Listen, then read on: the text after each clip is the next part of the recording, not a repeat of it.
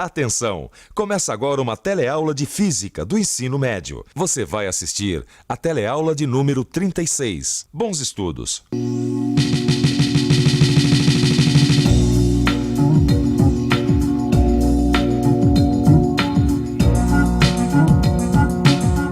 A eletricidade sempre causou temor e curiosidade nos seres humanos. Hoje em dia, depois de muitos séculos de estudo e pesquisas, o homem passou a entender um pouco melhor esse fenômeno da natureza e a eletricidade faz parte da nossa vida cotidiana. Aliás, é de se perguntar mesmo como é que nós podemos passar tanto tempo sem a comodidade que o seu estudo tornou possível. Bom, a partir da nossa teleaula de hoje, a eletricidade será o nosso principal objeto de estudo.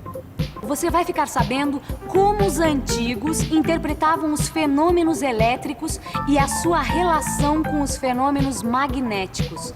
Vai conhecer a distinção entre eletricidade e magnetismo. Vai aprender como carregar eletricamente um objeto e conhecer aparelhos como o pêndulo eletrostático. E agora preste muita atenção porque a nossa teleaula está apenas começando.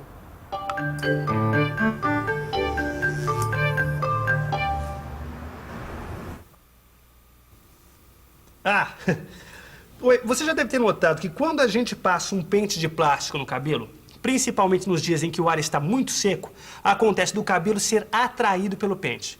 Eu sempre quis saber o que acontece, o que está por trás desse fenômeno. E, na verdade, essa curiosidade é bem antiga. Um filósofo chamado Thales também observou essa capacidade que certos materiais possuem de atrair outros. Na verdade, ele fez algumas experiências com o âmbar, que é uma resina amarelada produzida pelas árvores. Thales notou que quando atritava um pedaço de âmbar num pedaço de couro macio, o âmbar era capaz de atrair objetos leves, como penas ou pedaço de palha. Exatamente como o pente de plástico faz com o fio de cabelo. Enfim, ele notou que quando o âmbar é atritado, ele adquire eletricidade. E o nome eletricidade vem dessa época, pois elétron significava exatamente âmbar em grego antigo. Durante quase 2000 anos, o âmbar reinou sozinho como a única substância conhecida capaz de atrair pequenos objetos quando atritada, ou seja, quando friccionada. Nos anos de 1600 da nossa era, o inglês chamado William Gilbert notou que essa característica do âmbar era semelhante ao ímã, atraindo pequenos pedaços de ferro. Aí ele construiu um aparelho com os princípios da bússola e batizou esse aparelho de versório, que em latim significa direção. Este aqui é um versório feito a partir de materiais do nosso cotidiano. Esse versório é feito com uma tira de lata de refrigerante. Esta tira é dobrada e equilibrada num alfinete, que por sua vez está espetado numa rolha. Só que esse alfinete deve ser cortado antes e a sua ponta deve estar para fora da rolha. E é importante saber que essa agulha não é feita de material magnético, de forma que não possa ser atraída por um ímã, por exemplo. E com esse simples aparelho, Gilbert descobriu outras substâncias que se comportam como o âmbar. Isto é, são capazes de adquirir eletricidade quando atritadas. Em outras palavras, são materiais eletrizáveis. Tem uma outra coisa que o Gilbert descobriu que eu achei interessante. As atrações magnéticas e as atrações elétricas eram diferentes. Ou seja, um ímã não atrai a agulha de um versório, mas atrai a agulha de uma bússola. Agora, um corpo eletrizado, que é justamente o assunto da nossa teleaula de hoje, atrai as duas agulhas. Bom, voltando então àquela história do pente do cabelo. Hoje em dia nós conhecemos uma quantidade enorme de substâncias que podem ser eletrizadas quando atritadas com outras. E os plásticos são os melhores representantes disso. A atração do cabelo pelo pente de plástico é um fenômeno elétrico, enquanto que entre um ímã e o cabelo não existe atração alguma, nem magnética, nem elétrica. E o estudo dos corpos eletrizados recebe o nome de eletrostática. Você não quer ficar por dentro de como se constrói um aparelho desses?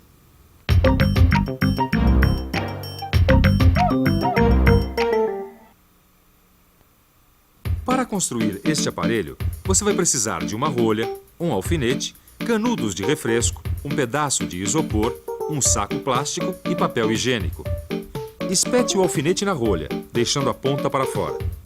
Agora, dobre o canudo de refresco na metade e tente equilibrar o mesmo na ponta do alfinete. vai ser preciso amassar um pouco o canudo. E se o canudo tocar a superfície, coloque tudo sobre algum suporte.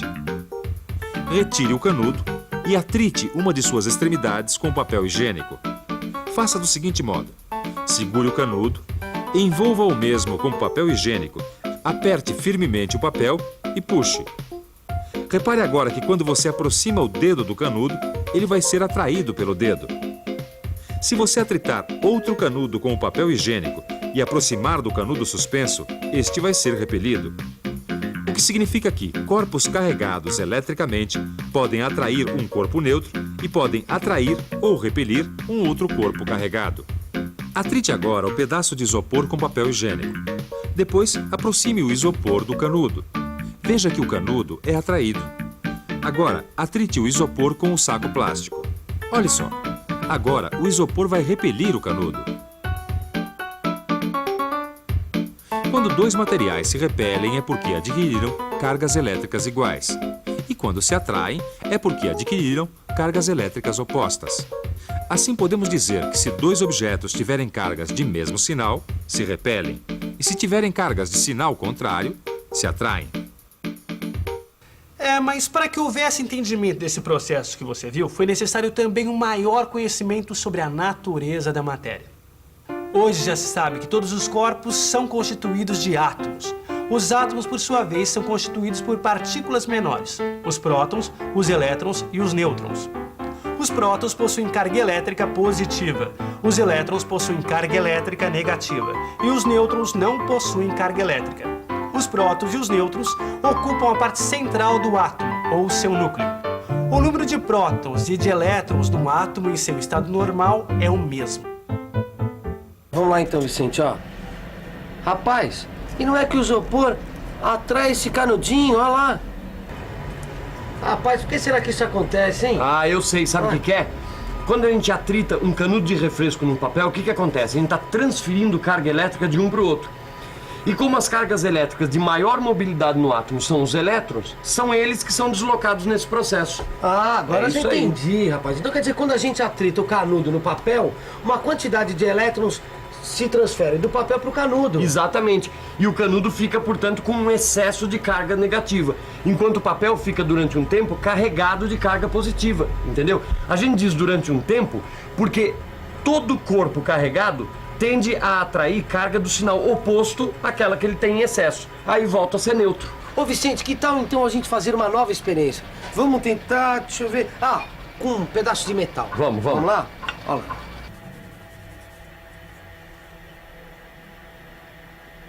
Ih, não tá dando certo, Vicente, ó. Vem cá, você sabe por que não tá dando certo com metal? Ih, rapaz, agora você me pegou, viu? O que acontece é que os metais conduzem bem a eletricidade. E nós também, o nosso corpo conduz bem a eletricidade. Então, mesmo que conseguíssemos arrancar alguns elétrons durante o processo, essas cargas seriam neutralizadas quase que imediatamente. Certo. Elas acabariam indo para a Terra, não é? Isso mesmo. E assim como existem materiais que conduzem bem a eletricidade, existem os maus condutores, ou isolantes. O canudo de refresco é um bom exemplo de isolante. Eu já sei onde você quer chegar. Seria impossível carregar uma folha de metal nas nossas mãos, pois as cargas iriam diretamente para a Terra. Já segurando o metal com isolante... Aí sim nós vamos conseguir. E agora, hein, Vicente? Ah, eu já sei.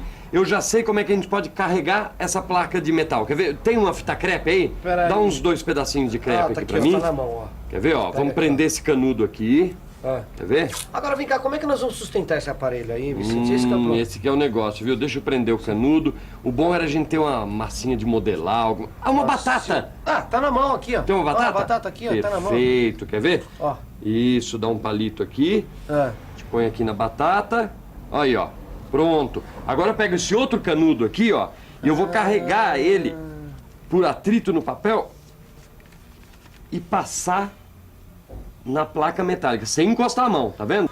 Ah, já entendi, Vicente. O canudo vai passar algumas cargas para a placa metálica. A placa metálica e o canudo vão ficar com a mesma carga. Ah, peraí, agora vamos verificar se isso daí vai dar certo mesmo usando aquele nosso outro aparelho? Exatamente. Quer ver, ó? Agora vamos aproveitar, pegar o nosso canudinho do versório aqui e também carregar ele. E agora vamos aproximar a placa metálica desse canudo e vamos ver o que acontece. Ah, tá lá. Vamos ver, vamos ver. Ó lá, ó lá. Ah, tá repelindo. Ah, tá repelindo o canudo, deu certo. Deu certo, rapaz. Olê. Nessa experiência que você acabou de ver, foi necessário tocar a placa com um canudo para carregá-la. Este método de carregar é chamado carregar por contato. Existe um outro método chamado carregar por indução. Quando a gente carrega a placa metálica por contato, acontece o seguinte. Se a carga do canudo de refresco atritado pelo papel higiênico é negativa, a carga obtida também vai ser negativa.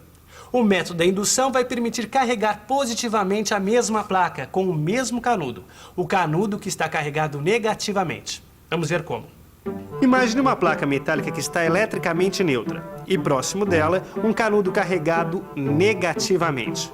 O canudo vai repelir os elétrons para o lado oposto. Assim, próximo ao canudo teremos cargas positivas e do lado oposto cargas negativas. Mas no total vamos ter o mesmo número de cargas positivas e negativas dentro da placa. Ou seja, ela está neutra. Se o canudo é retirado, vamos ter apenas uma placa neutra. Agora imagine o seguinte, que a placa está na mesma situação em relação ao canudo, mas nós encostamos um dedo na placa.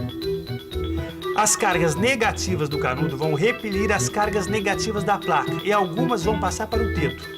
Quando retiramos o dedo, as cargas que penetraram nele não podem mais voltar. E finalmente, quando retiramos o canudo, vão ficar apenas algumas cargas positivas espalhadas pela placa. Esse é o processo de carregar por indução. E é bom notar que quando um corpo é carregado por indução por um objeto carregado negativamente, o corpo vai ficar carregado positivamente e vice-versa. Pêndulo eletrostático? Isso mesmo, pêndulo eletrostático. Esse dispositivo vai permitir entender como um corpo carregado atrai um corpo descarregado. Olha só, eu vou te mostrar.